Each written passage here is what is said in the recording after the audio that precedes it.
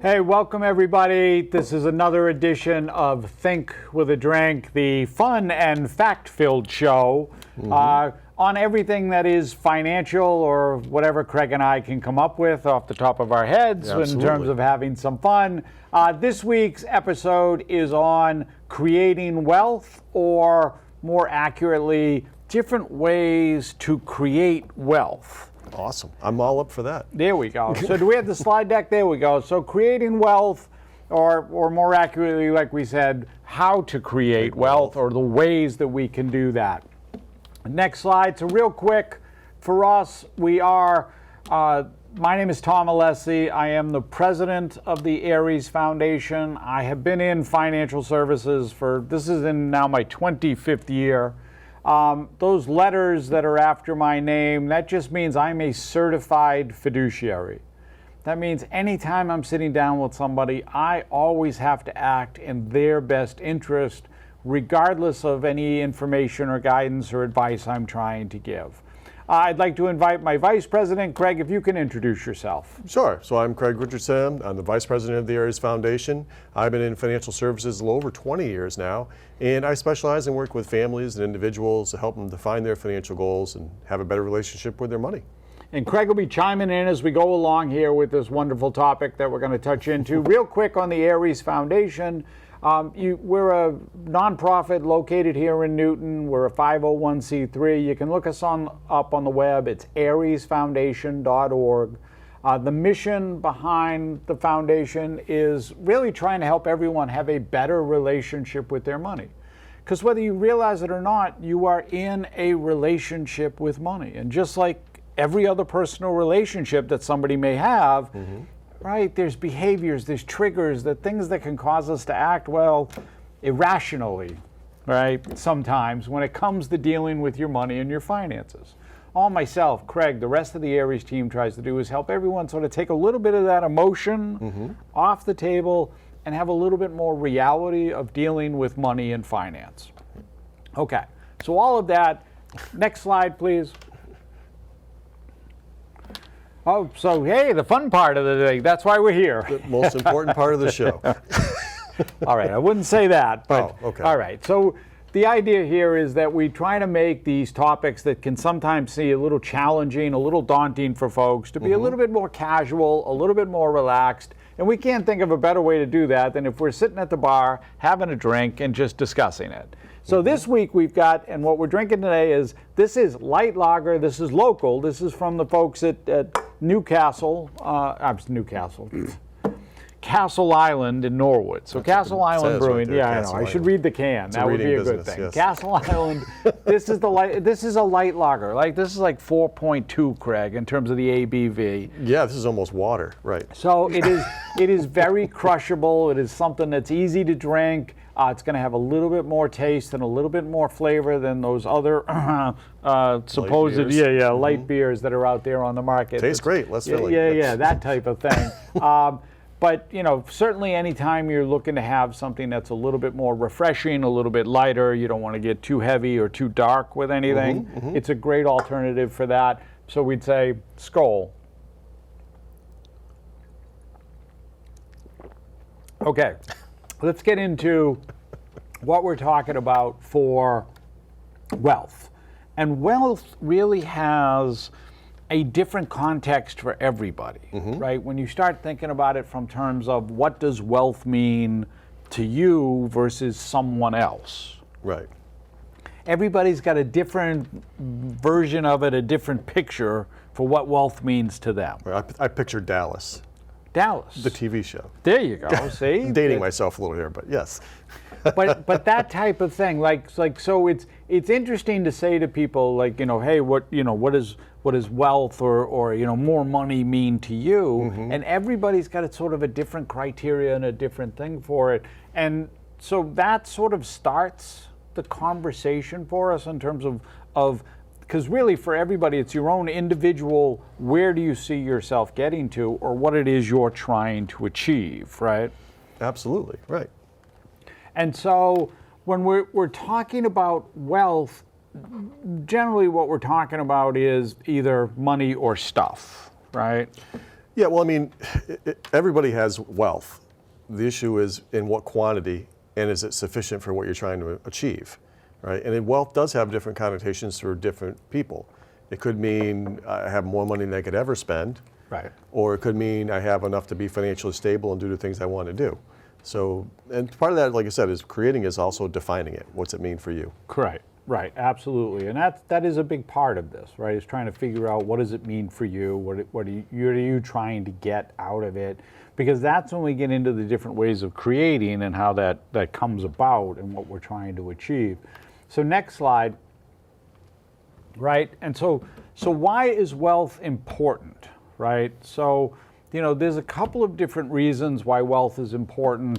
One of the things, it says health on the screen in terms of that, but really part of that is it's more about stress. It's more about what happens. And, one of the biggest problems right now out there is stress caused by finances. And what that means for folks, what does that do to people? What does that take away from you in terms of enjoyment, living, all of that? Right. I mean, unfortunately, the majority of people out there are living paycheck to paycheck. Right. And when you're living paycheck to paycheck, everything that happens is a stressor, because especially if something as an unknown pops up. Yeah. Unexpected expense, or something breaks down, or because, like I said, you're living on that close to the line type deal. Yeah. So yeah, it's a constant stressor, and then it just adds to the problem. Now it says happiness on the screen. All right. So what's the old adage? Money doesn't equal happiness, right? Can't buy happiness. It can't buy happiness. You can Thank try, you. though. I knew it was something like that, right? but it's more to the idea of generally that it's sort of that flip side of the stress conversation, right? So if I have money, if I know that my expenses are taken care of, that the bills are going to be paid, I'm going to be less stressed than I was before, which then sort of equates to I'm feeling good about things.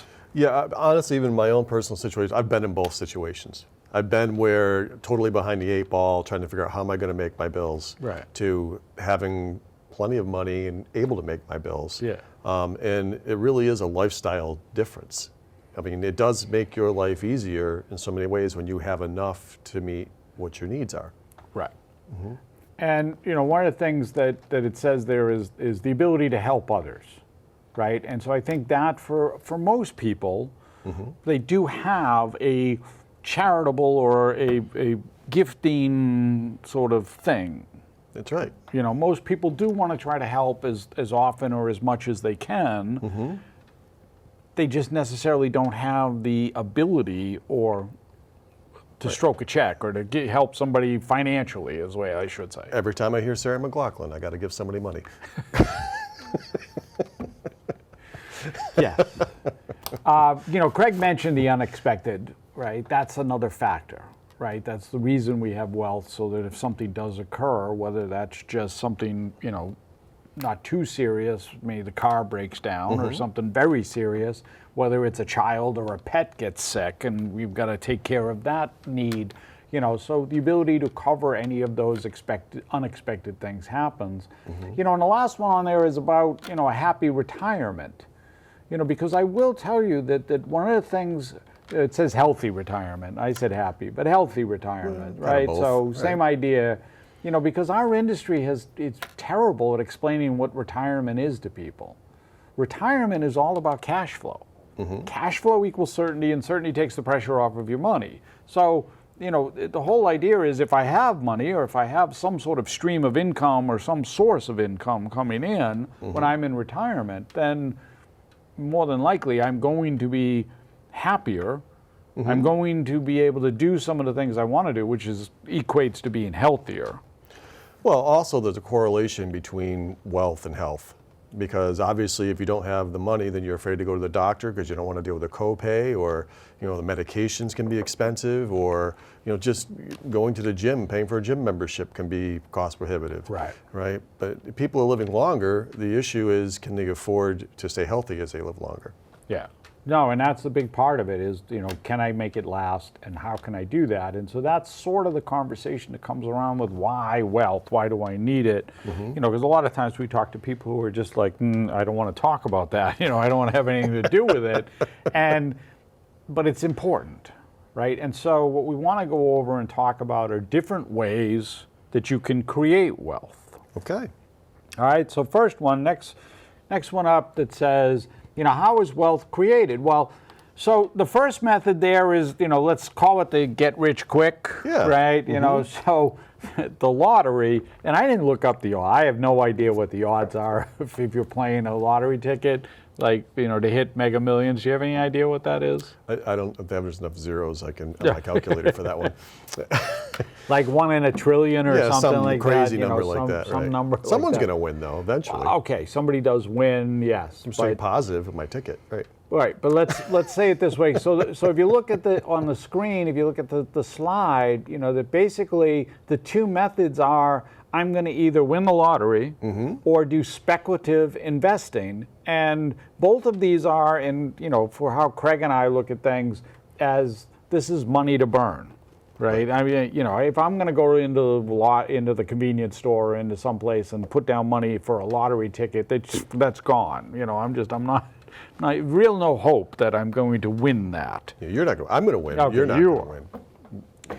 And the same thing comes up when we start talking to people about speculative investing. Today's world, the number one thing with that is digital currency. Sure. Bitcoin, that type of thing.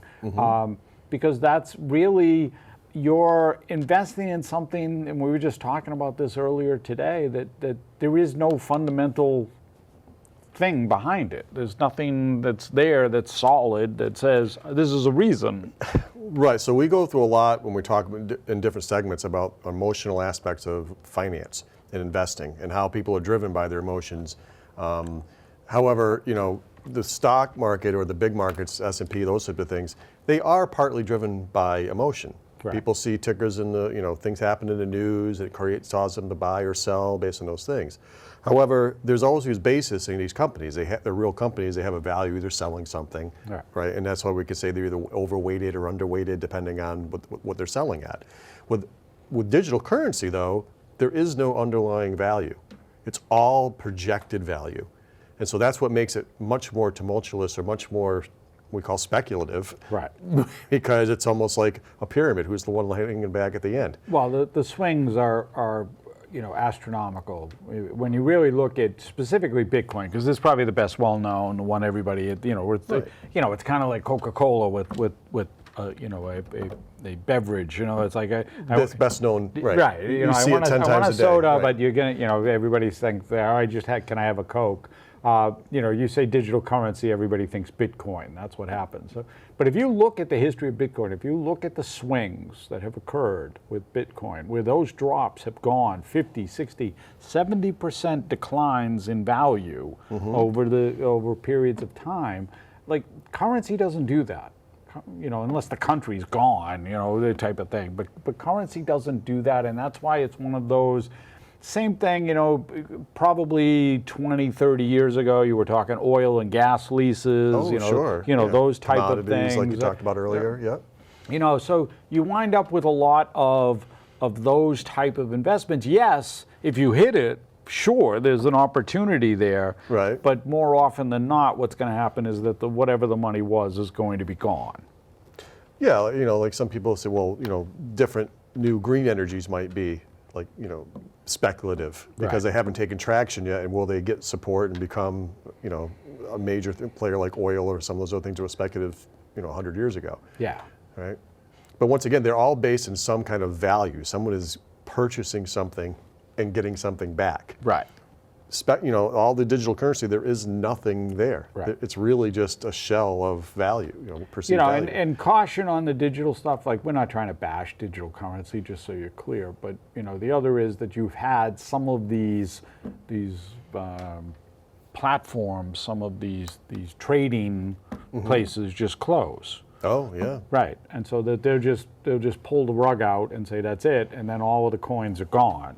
So depends on where you're keeping your coins. That's a whole different thing. We do a whole thing on cryptocurrency. Maybe at some point we'll come back and do that. Though we'll need something other than light lager to be getting through that one in terms of it. But I think the appeal of both of those aspects is you take a very little amount of money and you make yourself very wealthy in a short amount of time. Right. Right. And that's sexy and appealing, and people like that. Yes, absolutely. So next slide, right? And so this is investing in yourself, right? So this is self-improvement. Like I'm going to try to enhance my ability to continue to either earn or grow in the business I'm in, the company I'm in. So I'm going to get a degree, an advanced degree. I'm going to get more tools, more learning. That's going to enhance me, going to give me the ability to move up in the business, the corporation, whatever I'm doing. So invest in yourself. That's one way. Yep. Right. Starting a business. Right. This is what is the side hustle, right? The gig economy, right? As far as that's concerned, but that's another way to be investing in yourself, right? That's another way to be thinking of, I'm going to be investing, I'm going to be doing this, whatever that thing is that's going to be able to now provide me with additional money over and above what my job or whatever I'm doing is. Right. I always tell people I talk to that you can make money at anything as long as you're really, really good at it, right? I've seen people that, there's gamers out there that make millions of dollars a year playing video games. Right. So Tony Hawk made a fortune riding a skateboard, right? So you don't have to have the traditional talents, but just be very good and dedicated at what you do. Yeah. And you can do well at it. Right. And then the last one on there is invest in real estate. Now, investing in real estate, especially in today's market, gets very, very difficult.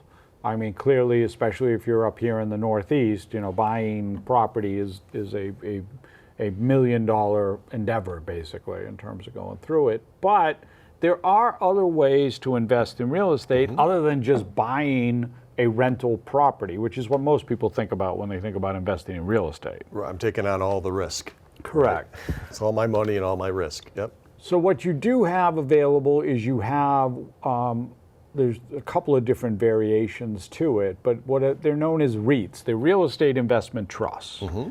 And REITs can be very big and very broad in terms of what they're holding. A lot of them hold mostly commercial development, commercial properties, shopping malls, that type of thing, because the only people who can go in and buy these things, right? I gotta have millions of dollars. Right. To be able to do it. Condos, complexes, apartment complexes, those type of things. But you can get very, very specific with some of these REITs where it's I'm doing either commercial property or commercial rental property, like I said, like a condo complex, you have a particular interest in a type. Right. Hospitals, like they've got ones that specifically deal with hospitals who are taking on, or universities, they're trying to expand the footprint of their campus, and so they need to be doing it, and so they're turning to these REITs. So it's a way to get involved where you're not talking, like Craig said, a lot of the risk, because you're buying into what essentially is a fund or a package of holdings that are along with it. Right, and usually, like I said, the returns are based on real estate investing, right? So you do get to learn a little bit about the basics of how real estate investing works. You get the returns that come from that. You sometimes, not all the time, will get some depreciation, which helps you with taxes. And most of the time, they have a limited shelf life. It'll be a 3, 5, 10-year project. Right. So you're not into it forever, and you're capped at what you put in is your investment. That's your top loss. Right. As far as going through that, we will give you a little side twist, something you can look up on your own. Again, we're not making a recommendation to it, but it's called Arrived, ARRIVED. You've heard of some of these like Jeff Bezos and some other billionaires who are buying single-family properties. Well, they're buying those single-family properties to then turn around and rent them. And they do that through a similar type of arrangement like a REIT, but they're only for this individual property. So it's like you were saying earlier, it's selecting a sector. Well, in this case, it's not even a sector. It's you're renting 2424 Mockingbird Lane. That's the one piece of property you're buying into. Oh. You're not buying into everything else they've got for holdings. You're participating in that ownership of that particular slice. Wow. And will there still be a dragon under the stairs? Yeah, I don't know. Okay. In terms of Now we're really dating ourselves. Yeah. That's the Munsters, in case you're not aware. Yeah. That's their address. I was going to say it wasn't the Addams family. Like, I don't know their address in terms of that. But so there are different ways that you can be investing in yourself that, again, is going to help you sort of create wealth. Next one. So this is talking about generational wealth, right? So, a lot of times what you see, especially in those, like Craig said, more money than I can ever spend type of thing. Well, if it's more money than you can ever spend, then guess where it's going? It's going to the next generation. And so that's where, okay, I'm inheriting wealth. That's one way to do it. Right. The other is to try to ensure that wealth will transfer to the next generation. I am looking to leave a legacy for my beneficiaries, my kids. And the way you do that is through a life insurance. You're leveraging life insurance to do that. Yeah, that's one tool. Yeah, absolutely. Because a lot of people don't realize that most of the real wealth that's out there isn't necessarily like one generation. It's not Zuckerberg. I was a kid and now I'm wealthy. Or Gates, I was a kid and now I'm wealthy. Most wealth in the United States comes from generational wealth, like Tom said. We're actually passing down those assets from one generation to the next and building those up. And then they learn how to leverage the assets they have to give even more to the next generation.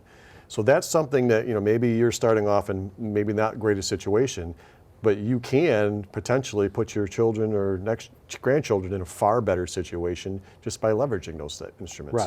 Right. And that's the idea with it. It's sort of thinking, now we're thinking beyond your own situation. Right. Now we're thinking into the next generation, like how are we going to leverage that? What are we going to do to make that happen?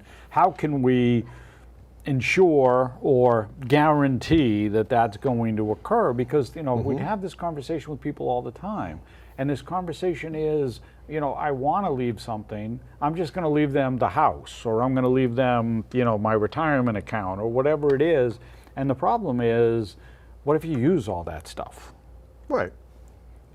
What if the long-term care event happens and now the home gets taken or has to get used for that? What if we live a really long time and we spend all our money and that's in the retirement account, which is what it's intended for? Right. And there's also the people out there who said, I've did for my kids and I'm not giving them anything else. So. Yes. That's a different conversation. I'm taking it with me, yes. Next slide. All right, so then we get to the realistic approach. And really, this is the thing for everybody. The most effective way for any single person, regardless of your situation, to create and grow wealth is to have a systematic approach, a way that you can be contributing on a regular basis into savings and long-term investing. I mean, that's really what it is. It's not sexy. It's not, this, hey, gonna get rich quick and, a digital currency type of thing. It's not gonna wow anybody. But the reality is, for most people, if you have that systematic approach where every week or every month money is going in to savings and to investing, at the end of the year, you're going to have more than you had when you started. Well, someone said yesterday, the tortoise and the hare. Yes. Right?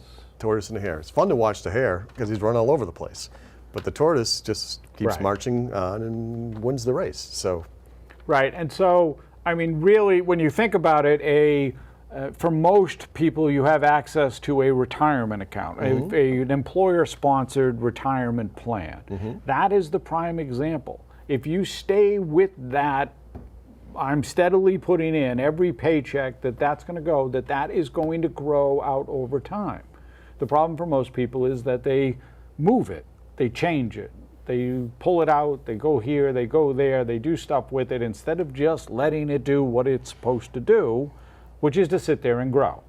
Or they say, I'll get into it eventually. Yes. I'll eventually catch up with whatever else. I'm living right? paycheck to paycheck right now. I can't do it right now. Well, that's always the conversation, right? Like, there is no money. Like, how am I going to do that? Well, then start small. Start $25 a month, $20 a month. Yeah. Just start with something, because that gets you into, and it's something Craig and I talk about with the foundation all the time, about getting into the habit. Yes. The habit is the biggest thing to change. Like, once we start doing it, once we start to see, hey, wait, there's money in the bank, now it becomes easier. Now the conversation's easier. Doing it with the employer, with your 401k plan, is like, it's out of sight, out of mind. Right. It's coming out of your paycheck. You're not even seeing it when it gets, when the final number either gets into your hand or into the deposit in the bank, which makes it even more promising, even more of a way to keep that going, because you're not able to stop it. Right. Absolutely. Automatic is always better, because I'd never pay my bills if they weren't automatic. Right. Well, that's the thing. Yeah. So the other thing too, just as another steady Eddie, is real wealth comes from having more than you need, right? And that doesn't mean you have to be, like I said, win the lottery, be extravagantly wealthy, or driving a Bentley or something along those lines. It's you're living within your means, and at the end of the month, you still have money left, Right. right? And how many people we know have more, like you like to say all the time, more month than money? Right. Got more month at the end of their money. Absolutely. All right, last slides as we wrap this up, right? So the key takeaways here is really, understand, and I think this is one of the critical parts, Craig, is that people need to understand, what wealth means to them. Because like you said, if it's Dallas, like, okay, you're probably never going to have the spread with the farm and the cows and the whole big thing like that, okay? I can't be Bobby Ewing driving the Mercedes? Yeah, no. Okay. Well, you can drive the Mercedes, it just won't be on the 170-acre spread, probably, in terms of that. But to make sure that it comes in some sort of a format that's relative to you, that means something to you, that's the idea. You got to set goals for that. Right, because that's the other thing. It's like, it can't just be this, like Craig said, like, hey, I want 1,000 herd of cows or whatever. Like 1,000 herd of cows. Oh, head. 1,000 head. Yes. Yes. A head of cattle. That's great. And you've got to put a plan in place. That's right. Right, because any goal without a plan is just a wish, and that doesn't happen. Right, we heard it the other day. Somebody was saying it. It's like, Hope's not a plan. Is not a plan. I mean, it's a plan, but it's a relative, like, it's not going to happen plan, because you just got your fingers crossed and hoping that this thing is going to go. So you need a plan. You need a plan of action. You need to put something in place so that you can make sure that that happens. Absolutely. And move those doggies along. Right, and that's more important than anything else. Right, so that is literally more important than anything else. All right, so next slide. This is just, in terms of reaching out to us. So look, that QR code on the screen, if you're watching this, hit the pause button, pull out your phone. That's going to open up our scheduler, and we're happy to have a conversation.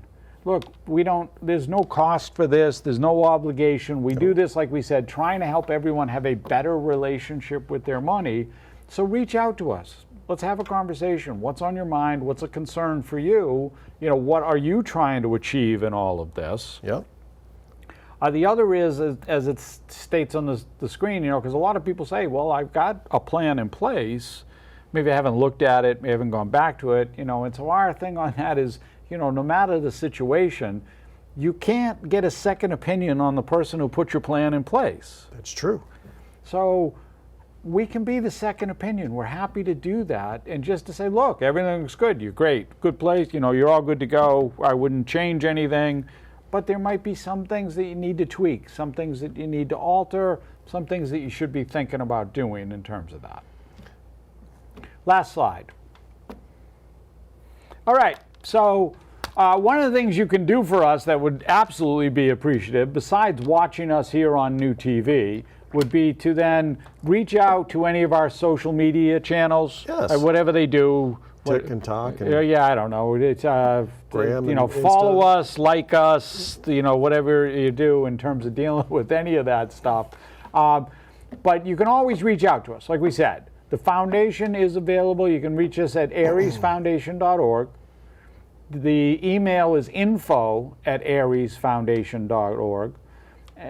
Or just go on to any of those, check out the other videos that we have available, see what else is coming, because the idea here is trying to make sure that everybody has that ability to get wherever they want to get and whatever financial goal they're trying to achieve.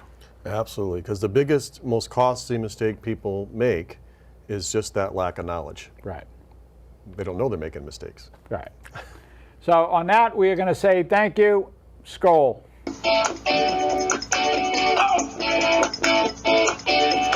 Come on.